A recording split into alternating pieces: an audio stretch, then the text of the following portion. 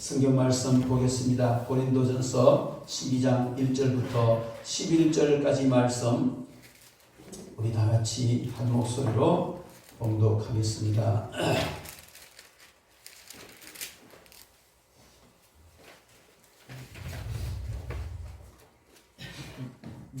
고린도전서 12장 1절부터 11절까지 말씀입니다. 형제들아, 신령한 것에 대하여 나는 너희가 알지 못하기를 원하지 아니하노니 너희도 알거니와 너희가 이방인으로 있을 때에 말 못하는 우상에게로 그는 그대로 끌려갔느니라. 그러므로 내가 너희에게 알리노니 하나님의 영으로 말하는 자는 누구든지 예수를 저주할 자라 하지 아니하고 또 성령으로 아니하고는 누구든지 예수를 주시라 할 수 없느니라.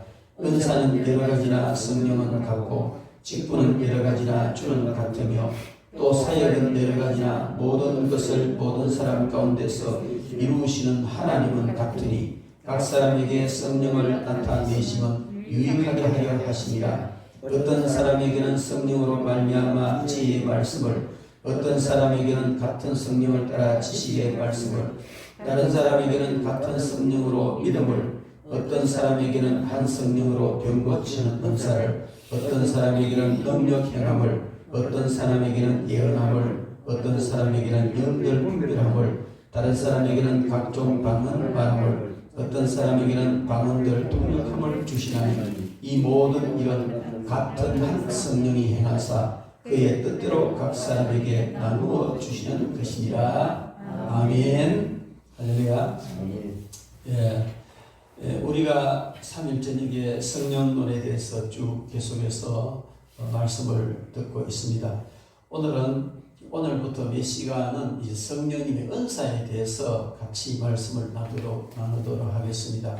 성령론의 모든 부분이 다 중요하지만은 가장 두드러지게 나타나는 것이 성령님의 은사다. 은사를 통해서 성령님이 우리를 통해 직접 나타나시고 또 가장 명확하게 드러내는 이런 부분이 있습니다. 그래서 우리는 이 성령님의 은사에 대해서 정말 바르게 알아야 됩니다.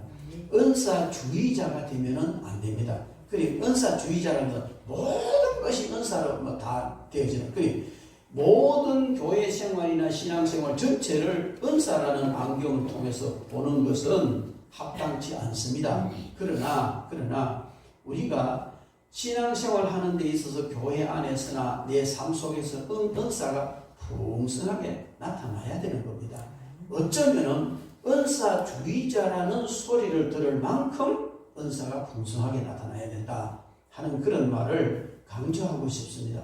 우리가 이제 성령론에 대해서 쭉 이 은사에 대해서 말씀을 살펴보면은 우리 삶에 있어서 예수 믿고 난 이후에 우리 삶에 있어서 은사는 너무나 중요한 것이라는 것을 알 수가 있습니다. 여러분, 우리가 예수님을 믿고 그 구원의 서정에 보면 우리가 부름받고 중생하고 그 다음에 회개하고 믿음을 가지고 그 다음에 하나님 앞에 너 어렵다 칭의를 받고 그 다음에 하나님의 아들딸이 되고 그리고 난 다음부터는 그게 거의 동시에 이루어지죠. 거의 동시에 이루어지는데 그 뒤에는 보면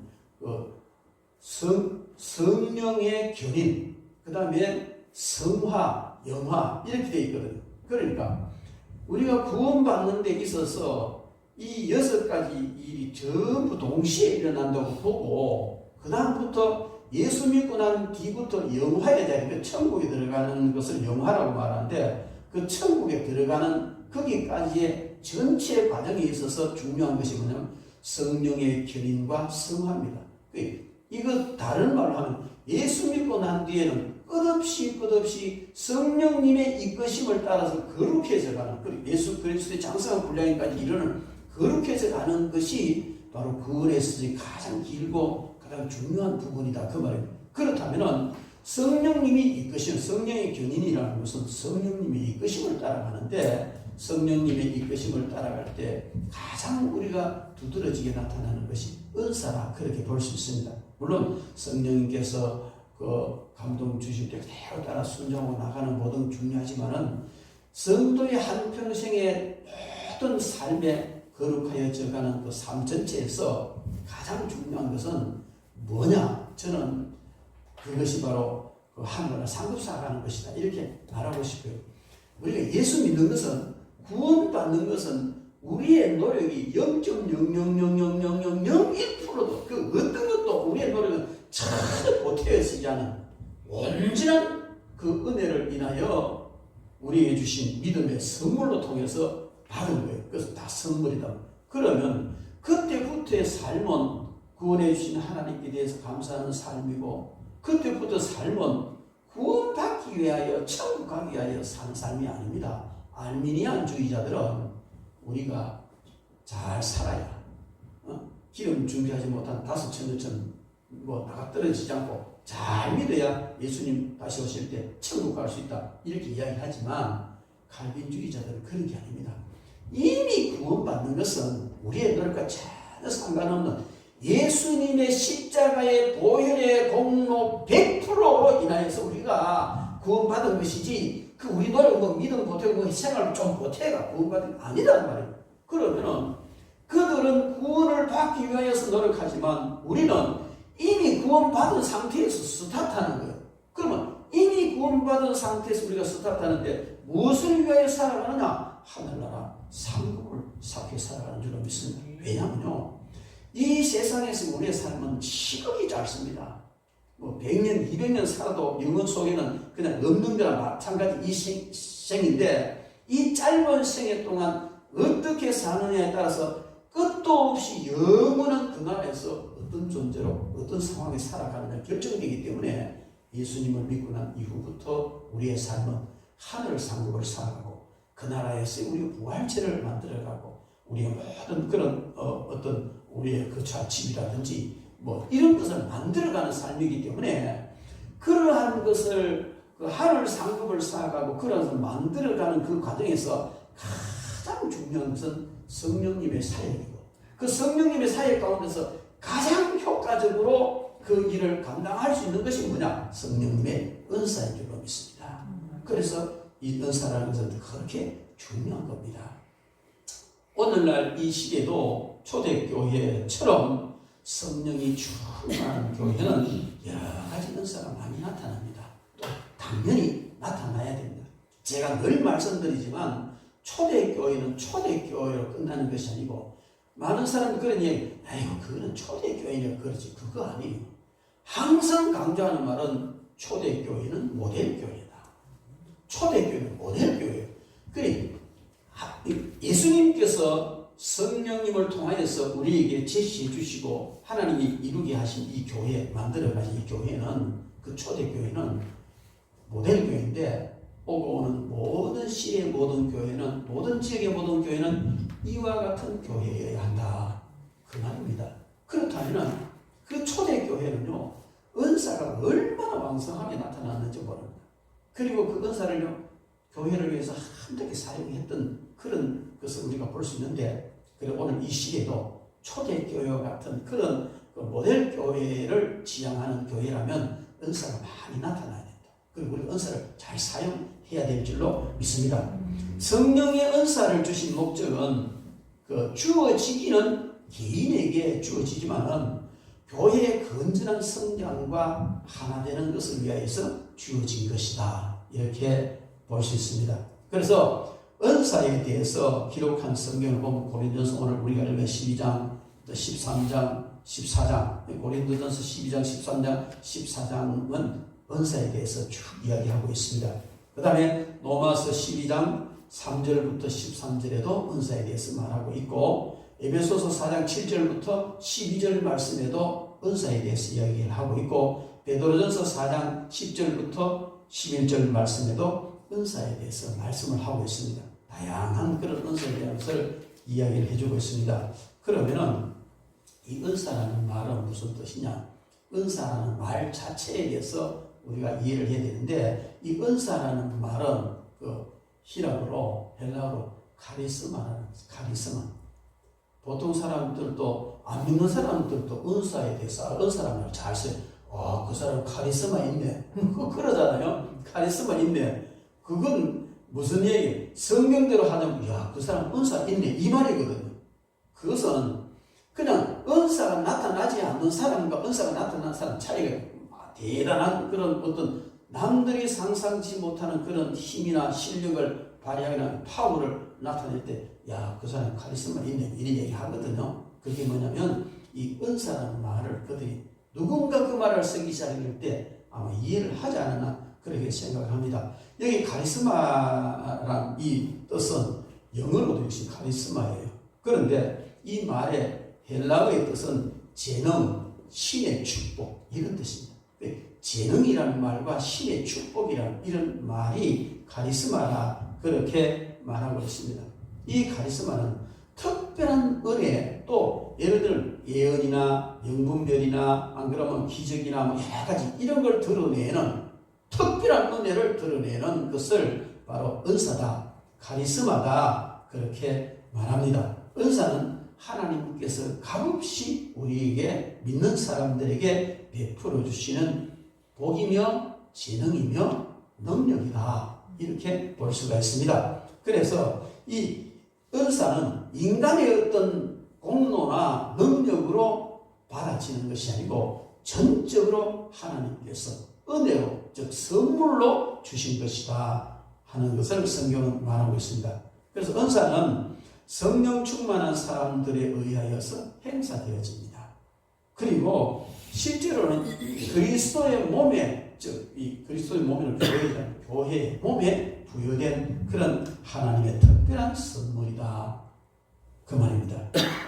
예를 들어서 이 은사와 은혜, 이 은혜와 은사 이 말에 대해서도 우리가 명확하게 좀 구분을 지어야 되는데 성경에 보면 이렇게 좀 애매한 이런 말들이 많이 있습니다. 지혜와 지식 그 같은 것 같지만 사실 아니거든요. 지혜와 지식이라는 건 내가 아는 것이고 지혜라는 건 내가 알고 있는 것을 활용하는 재주가 지혜거든요. 그래서 같은 것을 말하지만 용도나 이런 데서 다른 것처럼 바로 은사와 은혜도 그런 것입니다. 은혜라는 것은 우리에게 주어지는 그런 하나님의 특별한 사랑이고 은사는 우리가 이 모든 것을 하나님 주신 이 은혜와 모든 것을 잘 활용할 수 있는 그런 능력이다. 은사는 값없이 주어지는 하나님의 선물인데 비해서 이 값없이 주어진다는 것, 이 전적으로 선물이라는 것입니다. 그래서 은사는 사역을 위해서 주신 하나님의 선물이고 은혜는 우리가 구원받도록 하기 위해서 주신 선물이다. 물론 은혜가 구원에만 국한된 것은 아니에요.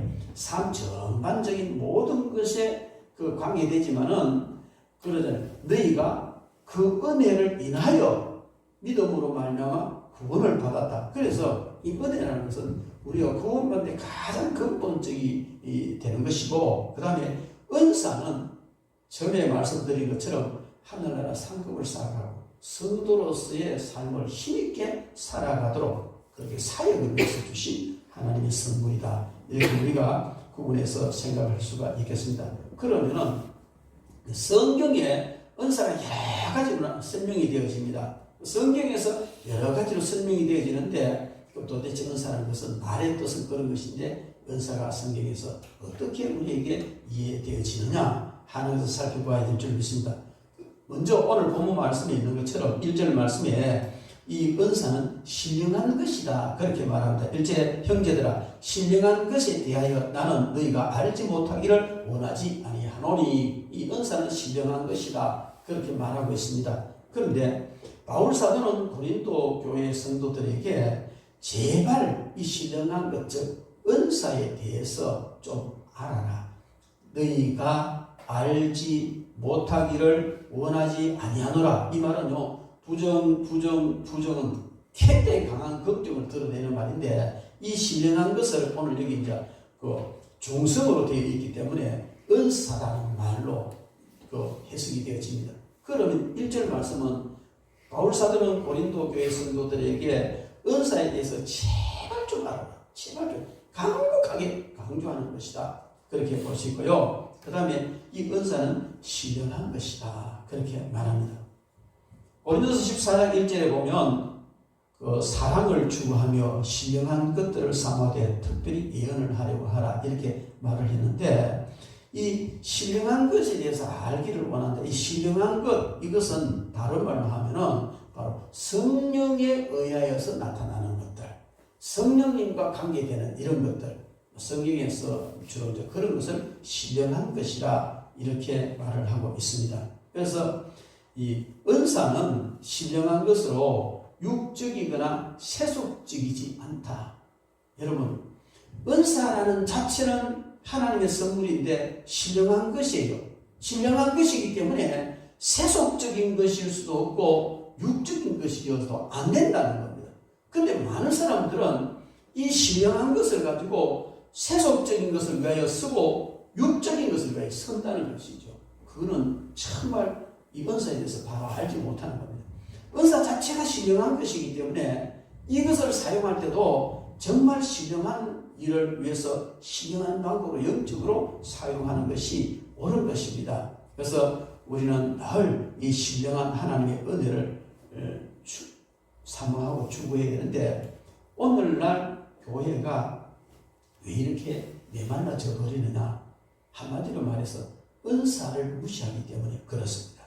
많은 사람들이 말씀대로 그렇게 하면서 이 말씀을 문자적으로 지식적으로 계속 이해를 하고 그 지식적으로 이해한 것을 내 생활 속에 적용을 시키는데 의지적으로 적용을 시키고 이렇게 하는 것은요, 은사, 이 신령한 차원의 은사라는 것을 배제해버리고 하나님의 말씀을 우리가 읽고 묵상하고 깨닫고 지적으로 깨닫고 이것을 내 의지를 가지고 내 생활 속에 적용시키고 이렇게 하는 것은 안 믿는 사람들도 해요. 안 믿는 사람들 좋은 그 교훈을 듣고 아 내가 잘못 살았구나. 그래 이래 살면 요래 살아야 되겠구나 하고 삶의 적용을 시켜요.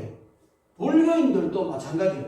불경을 읽고 부처의 가르침을 따라서 지식적으로 깨닫고 알아가지고 아 그러면 안 되겠구나 이래 살아야 한단 말이에요. 그러면은 우리가 하나님의 자녀들이나 영혼이 죽어있는 하나님을 믿지 않는 불신자들이나 똑같은 것은 아니라는 겁니다. 이 은사가 신령한 것이라는 것은 그런 불경을 읽고 아니면 세상적인 지혜나 세상적인 이 귀한 교훈이나 그런 걸 듣고 자기 깨닫고 의지적으로 이렇게 바꿔가지고 좀 착하게 살아보려고 노력하다 보니까 남들보다 좀 바람직하게 살고 칭찬받는 삶을 살고 그거하고는 차원이 다른 거예요. 이 신령한 은사는 성령께서 우리에게 깨닫게 해주시고 그것을 깨달아서 성령님의 능력을 따라서 행하는 것이기 때문에 모양은 똑같아요. 근데 근본적으로 완전히 다른 거예요. 오늘날 많은 성도들이 세상 사람들이 하는 교훈, 받은 어떤 것으로부터 받은 교훈, 그것을 지각으로 깨닫고 의지적으로 뭔가 바꿔가는 것과 같은 차원에서 성경을 읽고 이해를 하고 성령님의 역사와 신령한 그런 개념을 적용시키지 않고 그렇게 하니까 교회가 메말라지는 거예요. 이런 성도를 향하여서 예수님은 바리새인 같은 성도라고 말합니다. 그러나 거기에 정말 중요한 것은 성령님의 역사, 이 은사가 접목이 되어서 신령한 쪽으로 들어갔을 때에 의지적으로 깨닫고 의지적으로 뭔가 착하게 살아서 삶을 변화시키는 하고는 비교도 안 될 만큼 깊은 그런 영적인 삶이 거기 나타나는 거예요. 거기서는 귀신도 쫓겨나가고 치유도 일어나고 하나님의 귀한 뜻 예언으로도 말을 할 수 있고 이런 신비로운 역사가 일어나는 겁니다. 그런데 이런 부분을 배제해버리고 뭔가 자꾸 이 하나님의 말씀을 이런 쪽으로만 이해하기 때문에 오늘날 교회가 점점 메말라간다는 겁니다. 여러분, 그래서 우리는 이 시대에 이 신령한 은사를 우리가 활용하는 사람으로서 받아서 쓰고 또 의지하고 이것을 따라서 살아가는 사람으로서 너무만 처음에도 말씀드린 은사주의자가 돼가지고 거기만 매진이 해가 하나님의 말씀도 무시해버리고 그냥 나가다 보면 무당 비슷하게 됩니다. 말씀 없이 그쪽으로 가버리면 무당처럼 돼요. 하나님께 주신 신령한 이 은사가 무당도 그 영적인 것이거든요. 근데 그들이 하나님의 말씀이었기 때문에 전부 자기 좋은 대로 이 일반 귀신의 소리를 따라 가잖아요. 그런데 만약에 성령 주신 이 신령한 은사를 받아가지고 하나님의 말씀을 그대로 적용시키지 못하면 그거 비슷하게 간단 말이에요. 그러니까 우리는 이 신령한 하나님의 은사를 정말 말씀만 해가지고 이 신령한 은사를 무시하는 이거는 바리새인적이 되기 때문에 그것도 굉장히 안 좋고, 그렇다고 해서 은사주의자가 되어가지고 말씀을 무시하면 그것도 무당처럼 되어간다는 것이죠. 그래서 우리는 이 두 가지가 잘 조화를 이루어야 될 줄로 믿습니다. 우리에게 은사가 나타나고 신령한 그런 그 어떤 역사가 나타나고 그렇게 될수록 더 말씀을 의지하고 말씀 중심으로 은사를 사용할 때 정말 가장 바람직한 그런 하나님의 자녀들이 될 줄로 믿습니다. 그리고 성경에서 말하는 이 은사는 그 성령님이 나타나십니다. 그렇게 말하고 있습니다. 오늘 우리를 통해서 성령님을 나타내신다는 겁니다. 그 우리를 통해 성령님을 나타내시는 것을 어떻게 나타내시냐? 은사를 통해서 나타내신다는 겁니다. 그래서 은사는 성령님을 나타내는 것이다. 그것이 바로 은사가 그렇게 말하고 있는 것입니다. 그리고 이 성령님이 나타나신다는 말은 조금 더 비약을 시키면 하나님의 나타나신, 왜? 성령님도 하나님이시니까, 삼위일체 하나님이시니까 우리를 통해서 성령님이 나타나셨다. 이 말은 우리를 통해서 누가 나타나셨다? 하나님이 나타나셨다는 겁니다. 하나님의 나타나심은 여러 가지 모양으로 나타납니다. 예수 그리스도께서 이 땅에 오셨는데 그게 뭡니까? 하나님께서 육신의 몸을 입고 우리에게 보이도록 나타나신 분이 성육신입니다. 하나님의 나타나심은 성육신으로 나타나십니다. 그리고 하나님의 나타나심은 말씀으로 나타나십니다. 말씀이 육신에서 오시기도 하고 말씀을 통해서 하나님이 나타나십니다. 그리고 기적을 통해서 하나님이 나타나십니다. 어떤 여러 가지 일도 기적을 통해서 하나님이 나타나시거든요. 그리고 은사를 통해서 하나님이 나타나십니다. 기적을 행할 때 우리는 하나님의 나타나심을 볼 수가 있어요. 근데 은사가 나타날 때도 역시 우리는 하나님의 나타나심을 볼 수가 있습니다. 어떻게 사람의 힘으로 죽은 사람이 살아나고 이런 각양의 은사 능력이 나타납니까?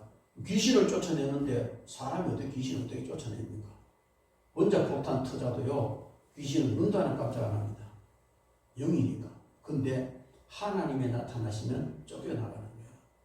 그래서 바로 이 성령님이 나타나시는 은사, 이것은 하나님의 나타나심이라고까지도 할 수 있을 만큼 중요하다 그 말입니다. 그 다음에 은사는 하나님의 선물입니다. 즉 성령님의 선물입니다. 오늘 11절 말씀을 보면 이 모든 일은 같은 한 성령이 행하사 그의 뜻대로 각 사람에게 나누어 주시는 것이다. 대가를 받고 주는 것이 그냥 준 거는 각 사람에게 그냥 나누는, 아무 대가 없이 나누어 주었다는, 이것이 바로 무슨 말이냐면 선물이다. 그의 행함을 따라서 성령이 행하사 그의 뜻대로 각 사람에게 나누어 주신 것이다. 선물로 주신 것이다. 여러분, 우리는 선물로 받았는데, 은사를 선물로 받았는데 누구에게 받았습니까? 성령 하나님으로부터 받았습니다. 선물은요, 선물 그 자체도 중요하지만 누가 준 선물이냐 하는 더 중요합니다. 다 같은 시계를 받아도 옆집 아저씨가 선물을 주는 하고 대통령이 주는 틀려요. 그죠? 다 같은 가격에 다 같은 품질의 선물이라도 누가 주느냐에 따라 다르단 말이에요. 그런데 그 선물 자체도 성령께서 주시는 이 은사라는 이 선물 자체도 이거는 말할 수 없이 귀중하고 좋은 거예요. 근데 그 선물을 누가 주셨다고요? 하나님이 주셨다는 거예요. 그러니까 은사는 하나님께서 주신 최고의 선물이다. 물론 예수 그리스도가 최고의 선물이지만은 예수 믿는 사람들에게 주어진 하나님의 최고의 선물이 은사라는 겁니다. 물론 다음 시간에 우리가 은사의 종류에 대해서 우리가 또 말씀을 듣겠습니다만은 어떤 은사든지 그 어떤 은사든지 종류 여하를 막론하고 은사는 하나님께 주신 선물이에요. 그래서 그렇게 귀하게 여기게 됩니다. 많은 사람들이 그러잖아요. 방은 아이고 뭐 별 볼 일 없는 거야. 어떤 교단은요, 방언 못하면 뭐 구원도 못 받는다고 하고 뭐 그런 얘기까지 하는 교단도 있어요. 그런데 우리 좀 보수적인 교단은 방언 그거 이런 식으로 아주 폄하해 버립니다. 그건요 정말 불경스러운 죄입니다. 하나님께서 성령 하나님이 주신 그 선물을 그까짓 거 그러면 그 선물 자체도 무시하고 선물 주신 하나님도 무시하는 아주 오만하고 정말 불경스러운 그런 말을 너무 쉽게 입 밖에 내놓고 다니는 거예요. 어떤 은사든지 마찬가지예요.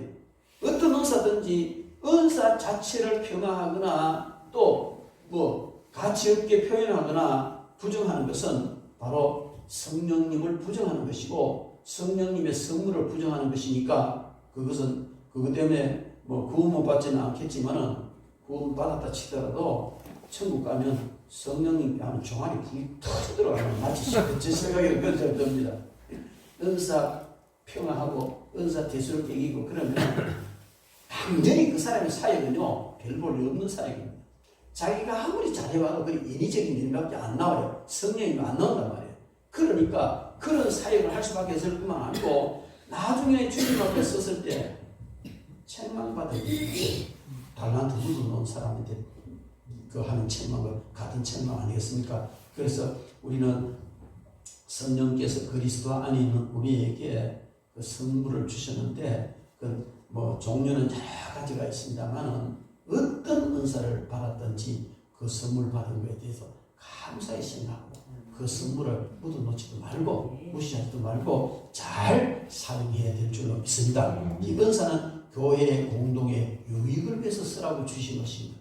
선물 받아가 지원차로 딱 이어가지고 지원차는 좋게도 되겠지만은 그러나 선물을 주신 성령님은 네 원차만 좋아해라 그렇게 한 게 아니고 네 유익만 구해라 그렇게 하지 말고 교회 전체의 유익을 위해서 잘 쓰라고 주신 선물인 줄로 믿습니다. 그것을 잘 주신 분의 마음에 잘 맞게 썼을 때 정말 아름답고 복된 그런 생애가 될 줄로 믿습니다. 에베소서 4장 7절 말씀에 보면 우리 각 사람에게 그리스도의 선물의 분량대로 은혜를 주셨나니 이 말은요 또 이 선물이 은사라고 우리가 확정을 지을 때에 예수 그리스도께서 우리에게 은사의 분량대로 또 은혜도 주신다는 겁니다. 맞습니다 여러분. 은사를 잘 사용하면요 그게 따른 은혜가 또 넘쳐요. 그런데 은사를 사용하지 않고 묻어놔 버리면 은혜가 점점 적어지는 걸 우리가 알 수가 있습니다. 그러므로 우리는 우리에게 주어진 이런 은사는 바로 우리의 부활체와 상급과 연결된다. 너무나 귀한 것입니다. 그래서 이 주신 은사를 선물을 잘 활용해야 됩니다. 그리고 또 그 은사를 몸의 지체와 같은 것이다. 그렇게 말합니다. 오늘 우리가 읽은 11절 이후에 고린도전서 12장 12절부터 27절까지 쭉 보면 12절에 이렇게 말하잖아요. 몸은 하나인데 많은 지체가 있고 몸의 지체가 많은 한 몸인 것 같이 그리스도도 그러하니 우리가 쭉 나가면서 계속 27절까지 내용을 보면요. 교회의 머리는 예수 그리스도인데 교회는 한 몸이다. 우리는 모두 지체다. 이걸 이야기하면서 그 중심은 뭐야? 은사를 이야기하는 거예요. 은사를 이야기하고 있다. 그렇다면 여러분 이것은 바로 우리 교회라는 것은 성도들의 모임이 교회지 않습니까? 그 성도들의 모임의 머리는 예수 그리스도시고 그 다음에 우리 전체 다는 예수 그리스도 몸인데 각각 지체가 다르다. 어떤 사람은 눈과 같고 어떤 사람은 팔과 같고 어떤 사람은 발과 같고 어떤 사람은 입 같고 각각 다르다는 것이죠. 그래서 이 교회가 그리스도의 몸이고 우리 모두가 지체라는 것은 그것은 여러 가지 의미가 있지만 가장 강한 지체의 의식은 은사와 연결되어 있습니다. 그래서 그 사람의 은사가 어떠냐에 따라서 그 사람이 어떤 지체의 역할을 하고 있느냐. 그래서 각각 그 지체로서의 역할을 다 해야 되잖아요. 예를 들어 눈이 아이고 나는 완전 눈 빠지겠다. 그만 볼란다 하고 눈 감아버리면 그 온몸이 깜깜해진다. 그러니까 주님 몸된 교회에서 은사를 사용하다가 시험 들어가지고 교회를 위해서 은사 사용을 아이고 막 떼차고 나 이제 그만한다 하면은 마치 눈 감은 사람 같이 되기도 하고 팔다리 그냥 뭐 말라버린 사람처럼 되기도 하고. 그래서 우리는 이 은사를 생각할 때 하나님께서 나에게 주신 은사가 무엇이냐 이거 알아야 돼요. 여러분 이미 다 알고 있을 줄 믿습니다. 알아야 되고 그걸 더 개발해야 되고 그걸 가지고 잘 사용해야 돼요. 잘 사용하는데 나를 위해서가 아니고 교회를 위해서 주님 몸된 지체를 쓸 때에 아름다운 그런 주님의 몸된 교회가 될 줄로 믿습니다. 지체와 같은 것이다. 그 다음에 은사는 은혜대로 받은 것이다. 로마서 12장 3절부터 13절 말씀에 보면 하나님께서 우리에게 주신 이 은사는 은혜대로 받았다는 겁니다. 특별히 로마서 12장 6절에 보면 우리에게 주신 은혜대로 받은 은사가 각각 다르니 하면서 은사에 대해서 이야기를 하고 있습니다. 그래서 받은 은혜대로 은사를 주신 것입니다. 어떤 사람은 머리가 좋아서 지혜로워서 그러면 지혜 쪽으로 이런 은사를 주시고 어떤 사람은 아주 재능이 있어서 그런 쪽으로 주시고 각각 은사를 다르게 주시는데 또 받은 은혜가 많으면 그게 강하게 나타나고 받은 은혜가 조금 희미하기도 하고 이런 여러 가지 모양이 나타나는데 어쨌든 우리에게 주신 은사는 은혜대로 주어졌다. 그러므로 여러분 그 은사가 강하게 나타나고 많은 은사를 받고 이러려고 하는 것도 중요하지만 주님의 은혜를 많이 받고 은사에 대해서 바르게 이해를 하고 주님의 은혜를 많이 받으면요 나를 통해 저절로 은사가 강하게 나타나게 되어 있어요. 연결되어 있는 것이니까 우리는 정말 주님께로부터 많은 은혜를 받아서 그 풍성한 은사와 강한 능력의 은사를 가지고 잘 사용해야 될 줄로 믿습니다. 그리고 또 이 은사는 직분과 관련된 것이다. 이 직분은 디아코니아인데 오늘 우리가 읽은 5절 말씀 보면 직분은 여러 가지나 주는 같으며 이 말은요 은사를 주신 주님은 성령 하나님이시라는 겁니다. 성령 하나님이신데 다 같은 한 하나님 한 분 그 성령 하나님으로부터 그 은사를 받았는데 그 은사에 따라서 직분이 여러 가지로 나누어지더라 그 말입니다.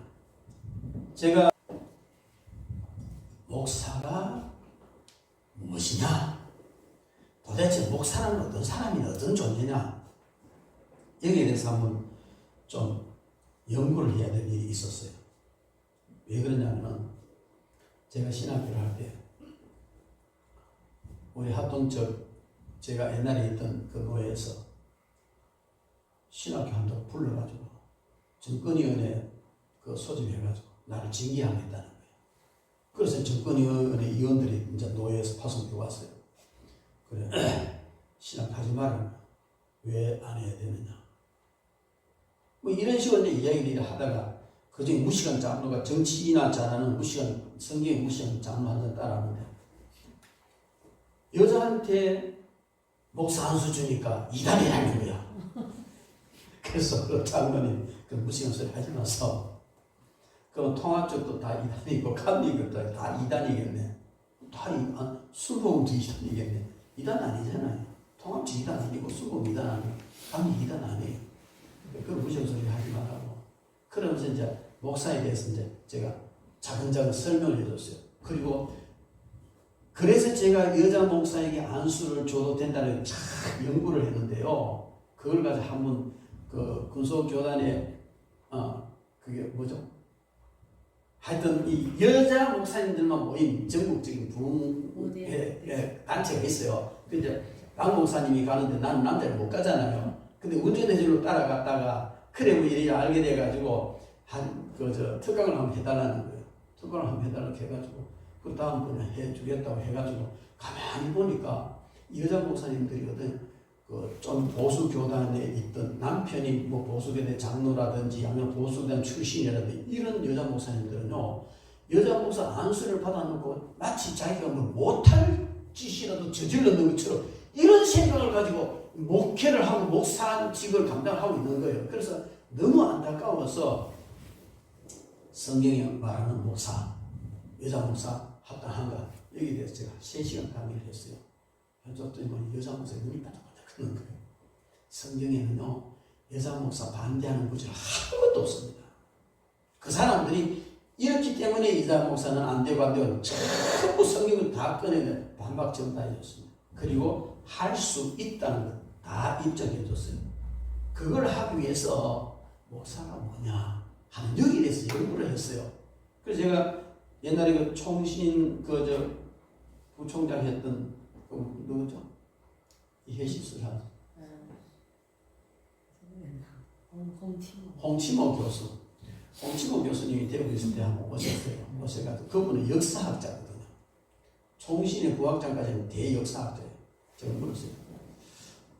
교수님, 인류 최초의 목사가 누굽니까? 물었어요.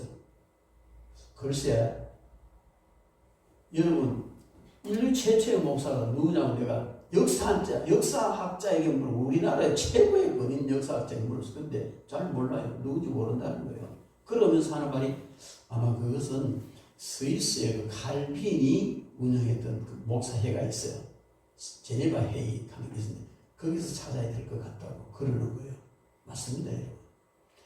종교계에 이제에 목사가 없었어요. 그리고 우리 칼빈을 목사라고 하지 않습니다. 근데 칼빈 선생이라고 하거든요. 루터를 목사라고 하지 않습니다. 그때는 그들이 목사직을 안 가졌던 것 같아요. 목사 자격이 없어가 아니고 그때는 목사직 자체가 없었기 때문에 그런 거 아닌가 생각하는데 칼빈이 그 제네바 회라는 회를 구축했는데 그 교회에서 보면 거기서 비로소 목사들의 모임이 나와요. 최초의 목사 누군지 모르지만 목사들의 모임이 있어가지고 이제 같이 이제 그 목회를 연구하고 성경을 연구하고 목양하는 그런 모습이 나온단 말이에요. 그러면은 대한예수교 장로교 합동측에 보면 목사란 왕의 직분이 있고 제사장의 직분이 있고 선지자의 직분이 있고 뭐 종이라 하고 뭐 주의 사자라고 여러 가지를 열거를 해놨어요. 그게 전부 다 이러니까 목사라 한다지만은 정확한 그 목사의 의미는 아니에요. 목사님은 아니단 말이에요. 그런데 에베소서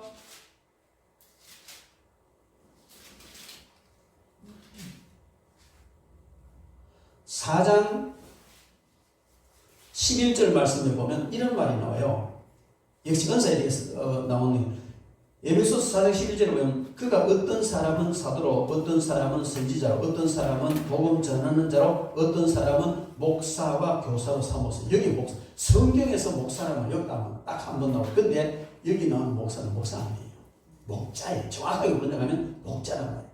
그런데 이걸 가지고 목사 성경에서 에베소서 4장 11절에 목사가 기억하면 나 무식한 사람이요. 이 사람밖에 안 된단 말이에요. 그럼 정말로 성경에 지금 현재의 목사들이 그 감당하고 있는 모든 직분과 딱 들어맞는 그런 목사라는 개념을 한 곳에서 찾기가 참 어려워요. 그래서 여러 가지 곳에서 찾아야 되는데 저는 요한계시록 2장 3장에서 찾습니다. 그게 뭐냐면 요한계시록 2장 3장에 보면 아시아 7교회가 나와요. 아시아 7교회가 나오는데 예수님께서 오른손에 7별을 잡고 7 금초대 사이로 다니시면 그런 거룩한 모습으로 다니시는데 해석을 7촛대는 7교회고 오른손에 잡힌 7별은 7교회의 사자다. 그 사자 그게 바로 목사예요. 7교회 사자다. 그래서 주님께서 맡겨놓은 교회의 지도자, 주님의 오른손에 잡혀있는 그 지도자, 그 교회를 담당하는 지도자가 오늘 목사의 개념인데 여러분 계시록 2장 3장 읽어보면요 거기 보면 이런 거 에베소 교회의 성도들에게 편지하는 이거 아니에요. 에베소 교회 사자에게 편지하노라, 스무나 교회 사자에게 편지하노라, 두아디라 교회 사자에게, 빌라델비아 교회 사자에게, 다 사자에게 편지하는데 요한계시록 2장 3장에 나오는 그 모든 교회의 모양은요 교회 성도의 모양이 아니에요. 교회 목사의 모양이란 말이에요. 정확하게 읽으면 그래요. 그래서 거기에 나타난 사자가 오늘날 목사와 가장 가까워. 왜? 주님께서 그렇게 직접 교회를 맡기시고 주님의 손에 잡혀있는 주의 종 이러니까 이제 사자를 볼 수 있는데 주의 종이라고 하고 사자라고 하고 여러 가지 하는데 그 개념이 받고 그 다음에 개념은 바로 은사로 접근해야 된다는 겁니다. 받은 은혜대로 직분은 여러 가지나 주는 것 같다. 여기 직분 중에 목사가 있어요. 물론 에베소서 4장 11절에 목사와 교사와 나오는데 그 목사는 목자, 토이맨, 목자지만은 그러나 그 지금 가르치는 그게 정확하게 보자면 목사와 교사, 그 교사가 요즘 목사와 같은 그런 역할을 한다고 볼 수가 있는데 어쨌든 뭐 감독, 목자, 교사 뭐 등등 여러 개념이 혼합이 돼서 지금 그 혼합적인 사역을 다 감당하고 있는 그런 직책이 목사인데 제가 말씀드리고 싶은 것은 목사의 직은 제사장이다. 아니요, 제사장은 만인이다. 제사장이에요. 여러분도 제사장이고 저도 다 제사장. 할매도 제사장이고 어린아도 제사장이고요. 다 제사장이에요. 목사는 제사장이 아니고 여기는 지성소고 여기는 성소. 그것도 아니에요. 지성소 아니고 이건 강단. 그냥 하나님의 말씀을 쓰면 강단에 불과한 거예요. 그런데 오늘 은사를 통해서 접목을 시켜보면 이 목사는 하나의 은사로 말미암은 직분이다. 이렇게 볼 수가 있어요. 뭐 물론 여러 가지 이런 걸 찾아볼 때 그렇다면 여자라고 해서 목사 못할 이유 있습니까? 없습니다. 다 있어요. 어쨌든 약간 옆으로 나갔는데 바로 이 은사는 직분과 연결되는 것이다. 그러므로 세상 직분에 따라 교회의 직분이 주어지는 것은 합당치 않습니다. 요즘 보면 국회에 보면 그 교인들 얼마나 많습니까? 장로도 많고 집사도 많고 많아요. 아무개도 집사고 아무개도 집사고 장로고 우리 다 알지만 사역을 하느냐 결정되어지고 이 은사가 얼마나 강하냐에 따라서 사역이 강하냐 약하냐 결정되어지는 걸 우리가 다 알지 않습니까? 그렇잖아요. 은사를 가르치는 은사, 뭐 말씀의 은사, 말씀의 지식의 은사, 가르치는 은사, 지도의 은사 이러면 자연적으로 목회자 쪽으로 가요. 그리고 뭐 그냥 전도 아니면 뭐 선교, 선교사도, 목회자도, 사역자도, 기도 원장도, 뭐 신학교 교수도, 뭐 성가대 지휘자도, 찬양대원도 전부 보면요 결국은 은사를 따라 간다는 말이에요. 은사가 곧 사역이 결정되어지는 겁니다. 그래서 은사라는 것은 너무나 중요하고 사역과 관계에 있어서 너무나 중요하고 이 사역이 어떠냐에 따라서 하늘나라 상급과 연결됩니다. 자기에게 주어진 이 사역을 정말 바른 자세로 하나님 기뻐하시는 뜻대로 잘 감당했으면 하나님의 상급을 받고 그냥 대충 했으면 그대로 받을 것이고 많이 했으면 많은 상을 받고 작게 했으면 작게 받는다는 말이에요. 그래서 사역과 연관된 것이 바로 은사다. 제가 은사를 말할 때마다 늘 하는 얘기가 있잖아요. 너는 손으로 풀을 뜨더라. 나는 낫으로 풀을 베겠다. 여러분 저는 촌놈이라서 지금 농사를 많이 지는데요. 저희들이 농사 지을 때는 처음 계단식 안에 낫으로 다 베가지고 늘어놨다가 마르면 그 이제 단을 묶어가 지게 제가 집에 가서 막 밟아가지고 타다가 다 그랬어요. 그런데 그 베는 걸 손으로 하다가 가능하면 전혀 불가능합니다. 그 낫으로 하면 낫을 새파랗게 갈아고 두 개, 세 개 포기시고 싹 빼고서 잘 되잖아요. 근데 요즘은 어떠냐고 트랙터를 쭉 가버리면 타작돼가지고 가만히 아니고 그냥 뼈만 착착착 툭툭 떨어지고 지푸레기 다 빨리 한 방에 끝난다. 여러분 은사 그런 거예요. 우리가 사역을 할 때 내 힘으로 막 주님이 이래 하라 했으니까 말씀이 이래 하라 했으니까 내 그래 해야지 하고 막 자기 은사도 아니고 막 그런 데다가 아무리 용을 써봐도 땀만 빠집니다. 근데요 은사를 탁 사용하면요 얼마나 쉽습니까? 그 은사 강하게 나타나면요 트랙터라면 잠깐만 끝나는 것처럼 되잖아요.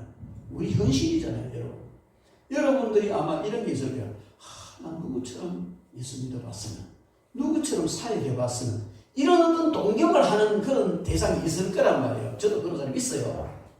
설교라는 어쩜 저렇게 설교를 잘할까 그런 동경의 대상이 많단 말이에요. 그래서 그렇게 하려 해보면은 물론 같은 설교자이긴 하지만 스타일이 다 틀리잖아요. 해보려고 잘 안 돼요. 그래, 저는 난 내 스타일대로 한다고 하는데 어쨌든 사역에 있어서 동경하는 그 사람을 자세히 관찰해 보십시오. 은사라. 은사입니다. 그리고요, 제가 아는 선교사님 한 분은요, 아주 사역을 굉장히 잘해요. 그리고 우리가 한 번씩 서울 가면요, 모텔도 아니고 항상 호텔 잡아줘요. 선교사님이 도로 우리한테. 얼마나 사역을 잘하고 재정적으로 넉넉해요. 근데 그분이요 선교 보고 한 장 낸 적 없고요. 선교 보고 하러 다닌 적도 없어요. 근데 그래 잘해요. 뭐 어째서 그러냐? 제가 그걸 아주 깊이 연구해요. 믿음의 은사가 있어요. 믿음의 은사인데 자꾸 그냥 말도 안 되는 걸 선포를 하는 거예요. 아이고 저 성사님 고자는 척하면 싶은데도 선포를 해놓고 하면 되어지는 거예요. 우리 박목사님들도 그런 게 좀 있어요. 이거는 또 이게 또 일 저질러나 하네. 싶은데 저질러 놓으면 해결되더라고. 근데 그게 물론 욕심을 따라 하면 안 돼요. 주의 뜻을 위해서 응답받고 믿음으로 선포하면 그런 일이 일어나잖아요. 이제 더 강하게 더 크게 일어날 수 있지만 사역을 크게 하는 사람들 보면 대부분 믿음의 은사가 굉장히 강한 사람이 많아요. 여러분도 믿음의 은사, 큰 믿음의 은사 한다고 구하십시오.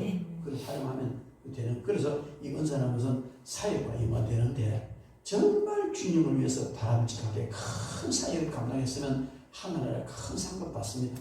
이 말은 무슨 말이냐면 은사는 사역과 연결되어 있는데 곧바로 뭐와 연결되어 있다? 하늘나라 상급과 연결되어 있다는 거예요. 아주 중요한 것이죠. 그 다음에 은사는 잘할 수 있고 좋아하고 옳은 것이다. 이렇게 볼 수 있습니다. 일반적으로 은사를 따라서 하면 일이 잘 돼요. 남이 봤을 때는 안 될 것 같은데 시험시험 하다 보면 돼요. 그렇죠? 잘할 수 있는 게 은사예요. 이 잘할 수 있는 것은 두 가지로 나타납니다. 재능이 있는 사람은 잘하고 은사가 있는 사람은 잘합니다. 그림을 잘 그리는 사람은요, 슥슥슥슥 그리면은 멋진 작품이 나와요. 물론 연습도 했겠지만. 근데 그림에 은사가 없는 사람은 아무리 해봐야 이상한 것밖에 안 나온단 말이에요. 그죠? 이 찬양의 은사가 있는 노래 재능이 있는 사람은요, 특별히 노래를 잘해요. 성대가 타고나야 되고 잘하는 사람이 있어요.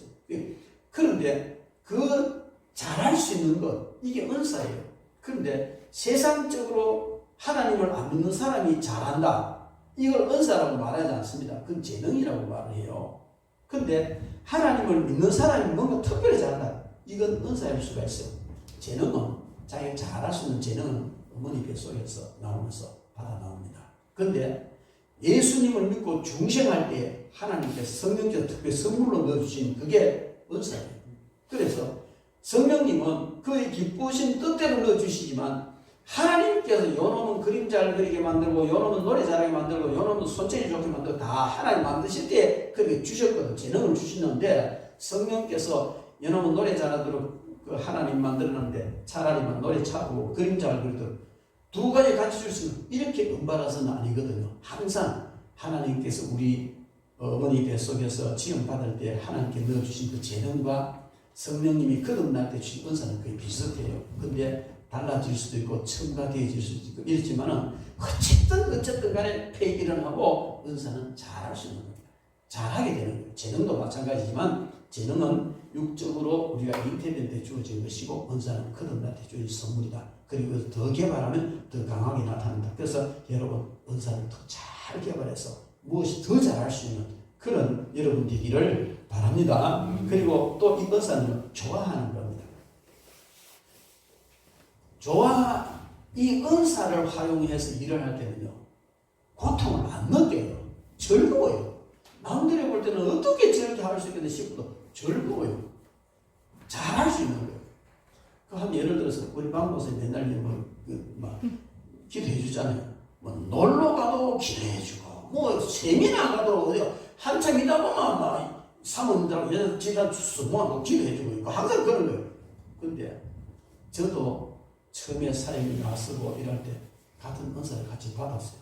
근데 이게요, 좀 강하게 잡힌 사람들이 기도해 주고 나면요, 되게 심할 경우는 저는요, 한 일주일씩 마치 몸살을 앓는 것처럼 목도 메이고 막 되게 힘드는 그런 거예요. 이렇게 되니까 말씀 연구하는데도 힘들고 너무 힘드는 거예요.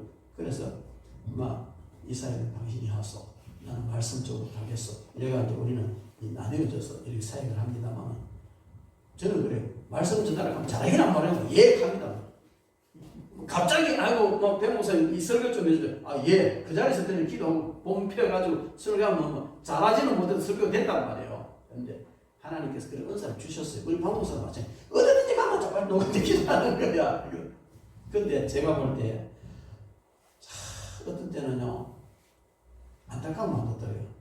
하루 종일 신방다니고 하고 이래고 저래고 마치고 이래 하다가 또 그냥 늦게까지 저는 이제 설교 마치고 올라가잖아요. 막 1시간 2시간 계속 몇 시간 이런데 기도해주고 막 네, 참 당신 참 훌륭하여 대단해요.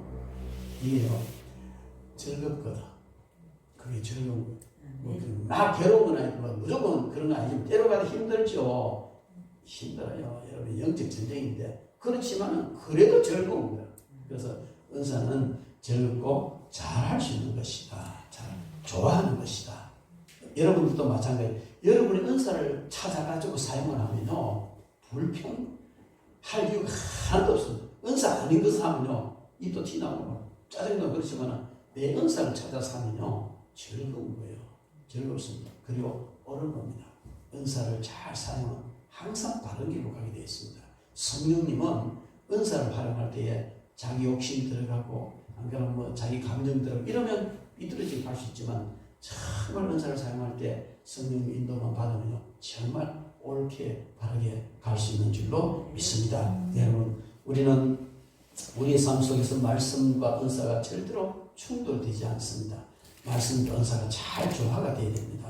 절대로 말씀을 많이 알고 말씀 중심으로 가는 사람이 은사를 부정하거나 폄하하는 그 사람 말씀대로 가는 사람이 아니에요. 은사가 많이 나타나고 은사 사역을 잘하면서 말씀을 터무시하거나 무시하는 그 사람도 상당히 위험한 사람입니다. 그래서 말씀과 은사는 절대로 충돌하지 않습니다. 보완되어야 되고요. 함께 가야 합니다. 그래서 은사가 강하게 나타나고 은사를 사모할수록 더 말씀을 기대해야 되고 말씀을 사모하고 말씀대로 살고 싶으면 은사를 받아요. 은사대로 살아요. 은사대로 살지 않고 은사를 받아서 은사에 의하여 사역하지 않으면서 말씀대로 생각하는 이거는요 쩔뚝발이에요. 절대 어렵습니다. 잘 감당을 하시기를 바랍니다. 그래서 우리는 오늘 이 은사라는 것은 바로 재능이다, 신의 축복이다 이런 뜻이에요. 그래서 은사는 사역을 위해서 주신 하나님의 선물이고 은혜는 구원에 관계된 하나님의 선물이다 이렇게 볼 수 있으며 성경에서 보면 은사는 신령한 것이다 그렇게 말했습니다. 여러분 성령님에 의하여 주어지는 것 중에 은사가 신령한 것이라고 오늘 본문에 말을 하고 있습니다. 그리고 은사는 성령이 나타납니다. 은사가 나타났으면 성령님이 나타난 겁니다. 은사는 하나님의 선물입니다. 선물 자체보다도 귀한 것은 누가 주었냐는 선물 주신 분이고 은사 자체는 너무 귀한 선물이면서 주신 하나님은 너무 귀하시고 위대하신 분이시기 때문에 절대로 은사를 어떤 은사를 폄하하면은 그건 정말 불경스러운 죄라는 것을 우리가 알았습니다. 그리고 이 은사가 바로 주님 몸된 교회의 지체의 역할을 하는 겁니다. 내가 주님 머리는 주님이시고 우리 모든 성도들이 주님의 몸인데 나는 어떤 은사를 가졌느냐에 따라서 내 지체가 어떤 지체냐 결정이 되어진다 그 말입니다. 그 다음에 이 은사는 은혜대로 주어진 겁니다. 큰 은혜를 받으시고 큰 은사를 받아 쓰시기 바랍니다. 그리고 이 은사는 직분과 관련되어 있는 것이다. 내게 그래서 어떤 사람은 뭐 장로 아이고 뭐 장로 안 해도 됩니다. 그거는 아주 오만방자한 소리예요. 하나님께 직분 주시면 엎드려 감사하고 할렐루야 받아 감당해야 됩니다. 은사를 제대로 받은 사람은 절대로 그런 얘기하지 않지요. 그리고 은사는 사역을 결정하는 겁니다. 이 은사를 따라 사역할 때 정말 아름답고 크게 하늘 상급을 쌓아가는 그런 사역이 주어질 줄로 믿습니다. 그다음에 은사는 아주 다양한 것이고 여러 가지 모양으로 교회에 여러 가지 직분이 있는 것처럼 다양하게 나타날 수 있고 은사는 잘할 수 있는 것이고 좋아하는 것이고 옳은 것이다. 오늘 이 은사에 대해서 근본적으로 성경에서 은사를 어떻게 말하는지에 대해서 잠깐 살펴보았습니다. 그래서 우리는 오늘 주신 말씀처럼 은사에 대한 생각을 다시 바르게 가지고 우리 삶 속에서 은사를 잘 활용해서 하나님의 큰 상급을 받고 이 땅에서도 카리스마 있는 사람, 카리스마가 나타나는 그런 저와 여러분 되기를 주의 이름으로 축원합니다. 기도하겠습니다. 하나님 아버지 은혜와 사랑을